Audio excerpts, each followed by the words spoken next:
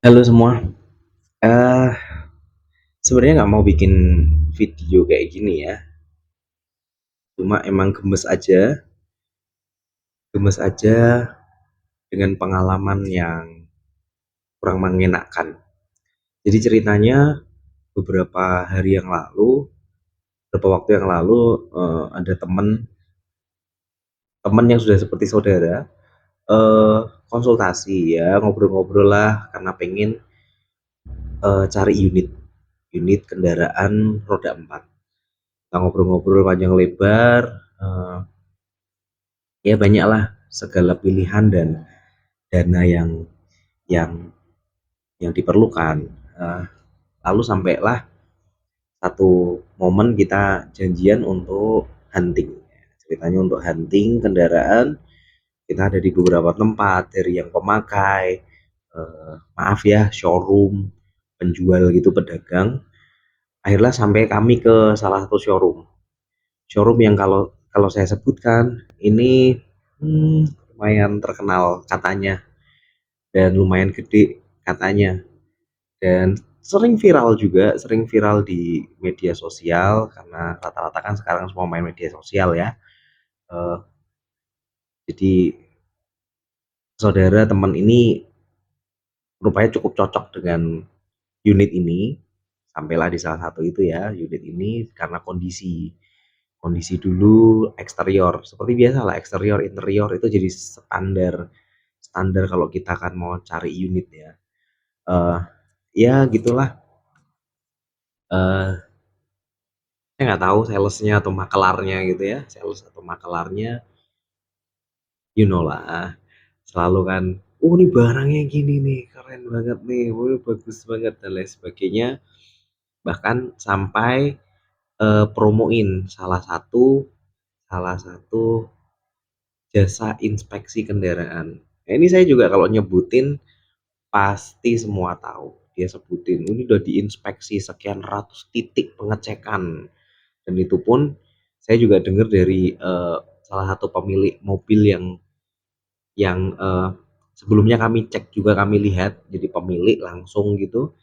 Dia cerita juga kalau pas sebelum kami datang itu ada inspeksi mobil yang datang mewakili calon buyer gitu loh. Jadi wah, katanya sangat detail sekali, nyari sekian ratus titik. Nah, singkat cerita, jadilah deal test drive memang, dan kita dapat harga yang cukup cukup oke gitu ya, cukup oke. Nah, dijanjikan oleh salesnya atau makelarnya tersebut, saya garansi 2 minggu katanya, 2 minggu kalau barangnya kenapa-kenapa bawa sini atau ya bilang aja, nanti kita akan perbaiki. Tapi saya sebagai teman, sebagai saudara, saya lebih percaya untuk ngecek sendiri. Saya lebih percaya untuk ngecek sendiri dengan mata sendiri, dengan telinga sendiri. Hasilnya akhirnya dengan kendaraan tersebut udah terbeli gitu ya, terbayarkan, terbeli, kita coba ya, lumayan ada kesempatan untuk tes jarak jauh ya, jarak jauh. Lalu saya curiga ini remnya kayaknya harus di repair lah, harus diservis ya. Asumsi saya servis karena kita nggak tahu sejarah pemilik sebelumnya. Oke, sampailah hari ini, eh, saya bawa ke servis. Saya minta mau servis karena keluhan saya seperti ini. Oke, dibongkar. Saya bilang, Mas, minta tolong sekalian dicek karena saya baru dapat. Terus mereka nanya, ini pakai sendiri? Iya, pakai sendiri. Akhirnya dicek. Rupanya rem belakang bocor, kanan kiri, eh, rem depannya macet kanan kiri, dan sealnya sobek. Kalau itu oke lah ya, itu pemakaian usia juga. Unitnya adalah Nissan Grand Livina 2014. Saya nggak bisa sebutin showroomnya, minta maaf, saya nggak bisa sebutin jasa inspeksinya itu apa karena kurang baik, tapi nanti di akhir video deh. Eh, Kemudian setelah dicek cek cek cek, Lalu ada problem juga di kaki-kaki, kaki-kakinya ada beberapa yang oblak. Oke, kita masih pahami itu sebagai sebuah apa ya, sebuah hasil dari pemakaian tahun dan pemakaian pemilik sebelumnya. Kemudian karena sudah diangkat lift, saya minta sekalian, saya dipanggil untuk ngolong juga di bawah mobil. Saya lihat ada kebocoran di seal as roda yang menyebabkan kebocoran oli matic, oli transmisinya. Akhirnya saya bilang, ya sudah deh ganti sekalian.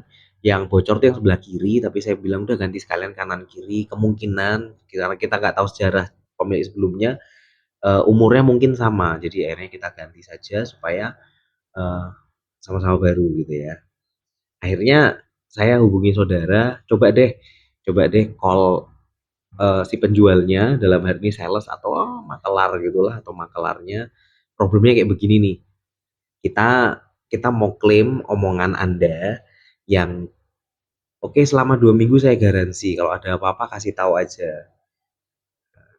Setelah perbincangan yang mungkin menurut saya ya alot ya, ya pada akhirnya hanya lepas tangan begitu saja. Alasannya kenapa nggak dibawa ke sini? Kalau dibawa ke sini kan nanti kita benerin di bengkel kita. Nah, pertanyaannya, kalau kalau kita bawa ke bengkelnya, apakah akan dilakukan pengecekan sebegitu detail? Ini pertanyaannya aja. Ya, sedangkan pakai jasa inspeksi kendaraan yang katanya 100 sekian titik banyaknya katanya nih luput, ya kan? Rem bocor, rem macet pun ternyata nggak diketahui kan? Eh, Olimatic bocor pun tidak diketahui, padahal itu terlihat mata. Oke, kalau rem karena harus bongkar ban, yang bagian belakang kita harus bongkar dulu tromolnya, baru kelihatan nanti. Oke, kalau itu mungkin tidak dapat dilakukan di sekian waktu dalam pengecekan. Tapi kebocoran olimatic itu bisa terlihat loh. Saya orang awam, saya bukan orang bengkel. Saya hanya penyuka otomotif saja, tapi saya bukan orang. Tapi yang seperti itu vital. Kalau sampai hari ini nggak terjadi seperti ini tadi, mungkin kami nggak akan tahu kalau olimetiknya bocor. Dan bayangkan aja dipakai ratusan kilometer, berhari-hari, berbulan-bulan.